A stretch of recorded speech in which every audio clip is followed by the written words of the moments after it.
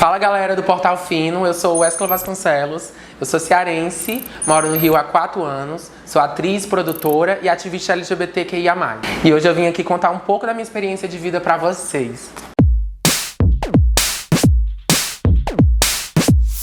Eu me descobri como uma pessoa trans muito cedo. A partir dos 11 anos de idade, eu já me entendia como uma pessoa diferente que não era nem homem e nem mulher, né? Eu me sentia feminina já na escola pública, no ensino fundamental, lá no sertão do Ceará. Então foi nessa parte da minha vida que eu me descobri como uma travesti, uma mulher trans.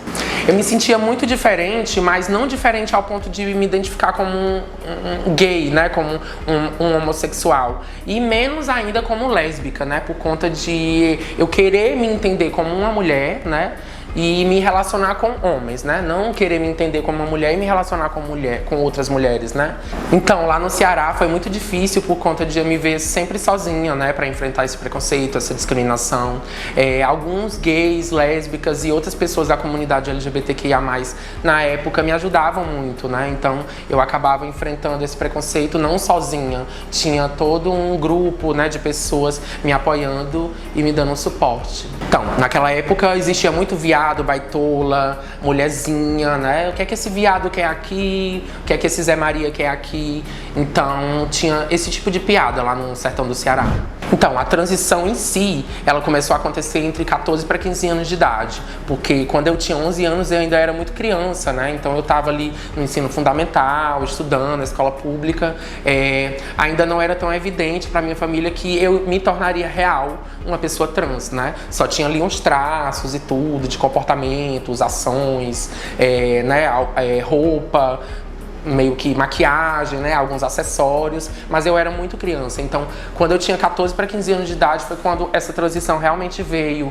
Naquela época, tudo era muito novo, então eu era a única pessoa trans ali se entendendo dentro da escola, mas já tinha um debate, né, de gay, de lésbica. O debate trans em si ainda não acontecia. Então, assim, foi tudo muito novo, a questão de entender o nome social, o banheiro, os pais, né, eu saí do ensino fundamental e ir para o ensino médio, né, já crescendo ali na adolescência, juventude. Há muito preconceito e discriminação, principalmente entendendo a dificuldade que as pessoas trans e travestis, principalmente, têm para estudar, né, têm para concluir os seus estudos e aí, consequentemente, entrar numa universidade, né, numa faculdade. Então, ainda precisa mudar muita coisa. Inclusive agora, né, na faculdade, mais recentemente, até no mestrado, eu tive alguns episódios de constrangimento para usar o banheiro. Acho que a sociedade muda, né, conforme a gente vai evoluindo no pensar, no agir, nas empresas, nas escolas, na universidade. Então, quanto mais a sociedade evolui, mais as pessoas entendem a necessidade de outros seres humanos, principalmente pessoas que sofrem preconceito, discriminação, estarem assumindo posições, né, na sociedade. Então, assim, quanto mais a gente consegue avançar nos nossos direitos, né, nas nossas lutas, por respeito, né, gente, por respeito, isso gera um resultado de que a gente consegue estar nos espaços. Mas sou uma pessoa muito feliz e realizada, acredito que a minha história inspira milhares de outras pessoas e não desistam nunca dos seus sonhos. Eu tive alguns momentos na minha adolescência em que eu fiz programa, mas não foi por obrigação, foi um momento da minha vida que eu tive que passar por essa experiência, né, de ser garota de programa lá no sertão do Ceará, para complementar a renda que eu conseguia me sustentar na universidade pública, né, a bolsa que eu recebia. Então, assim, não foi uma obrigação, foi uma opção naquele momento, né, que eu tive de complementar a renda fazendo trabalho sexual. Hoje eu não me vejo mais nesse lugar, mas luto por respeito e valorização para todas as prostitutas, principalmente travestis e transexuais, né, do Brasil, e que a gente possa conhecer mais sobre, né, essa pauta da luta LGBTQIA+, né? As profissionais do sexo precisam ser valorizadas, respeitadas e que tenham outras formas de geração de emprego e renda que não somente essa. Toda a militância e o ativismo LGBTQIA+, ele transforma muito a nossa vida, né? A forma como a gente está e se percebe no mundo.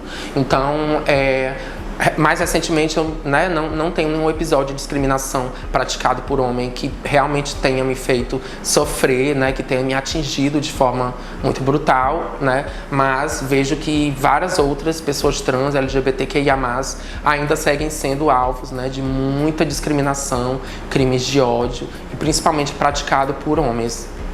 Qual é o maior sonho de uma mulher trans e uma travesti? Eu acho que sobreviver, né? Já que o Brasil é o país que mais mata pessoas trans e travestis no mundo. Então eu sou uma sobrevivente, existem milhares de outras sobreviventes e a gente vai seguir lutando para sobreviver. A relação com a minha mãe sempre foi muito boa. Eu passei Natal passado, em 2021, com ela. Foi 3 anos de saudade, né? Que eu fiquei aqui no Rio trabalhando muito e não consegui ir lá. Foi um momento muito especial por conta de o meu pai ter falecido em 2019. Então foram anos aí, né, muito conturbados para minha família. Sempre tive uma relação muito boa, de carinho e, né, bastante companheirismo com a minha mãe, mas com meu pai sempre foi muito difícil. Então em 2019, quando ele veio a falecer, já após um longo período, né, de luta dentro de casa para me ser respeitada, eu consegui sentir um pouco nele, antes dele falecer, esse perdão, sabe? Esse pedido de perdão e que a vida ia seguir em frente e que, na verdade, tudo, né, não passou de uma discriminação, de não entender, né, como era o meu corpo dentro de casa e passou da vergonha para o orgulho, né? Então isso, pelas palavras do meu pai, antes dele falecer, me deixou muito emocionada. Quando o apoio não acontece, a gente busca esse apoio em amizades, né? Em ativistas, militantes, enfim, casas de acolhimento LGBTQIA+. São lugares que, né, são os únicos lugares seguros ao ponto de quando a pessoa é expulsa de casa.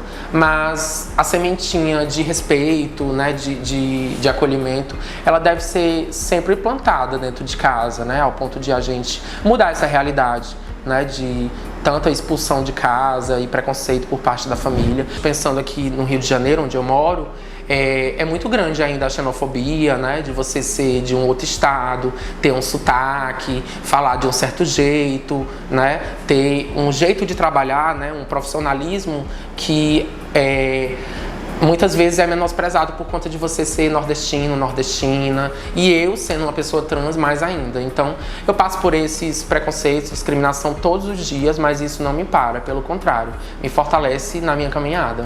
Então, eu chego no Rio de Janeiro em 2016, após concluir a minha faculdade de pedagogia lá no Ceará. Sou acolhida pela Casa de Acolhimento LGBTQIA+, a Casa NEM, inclusive sou muito grata e grande amiga de Indianara Siqueira, que é a líder, né, que coordena a Casa NEM. E aí passo a trabalhar na Câmara Municipal do Rio de Janeiro como assessora parlamentar. Fui grande amiga e muito apoiada na minha carreira pela Marielle Franco, que é uma grande líder, né, não só para o Brasil, mas para o planeta como um todo. Sou trabalhadora, né, como assessora parlamentar lá na Câmara Municipal do Rio de Janeiro, onde eu oriento a criação de políticas públicas focadas em mulheres, jovens e população LGBTQIA+. 2020 foi um ano muito decisivo para o Brasil como um todo, né, porque por um lado, o Brasil é o país que mais mata travestis e transexuais no mundo. Mas, por outro, foi o único país do planeta a eleger mais de 30 pessoas trans para as câmaras municipais, né, no cargo de vereadores e vereadoras. Então, foi um resultado muito inédito e histórico para o nosso país. Eu tenho uma grande amizade com boa parte dessas vereadoras eleitas no Brasil. Inclusive, colaborei muito com a Frente Nacional Transpolítica, que é o grupo que orienta todo o trabalho dessas vereadoras no Brasil, né, pensando nas pautas LGBTQIA+, principalmente as pautas trans.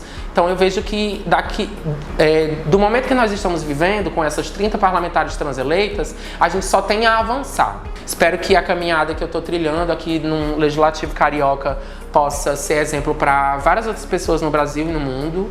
Vocês podem me acompanhar nas redes sociais, no @uescla_vasconcelos, no Instagram e no Facebook, tá?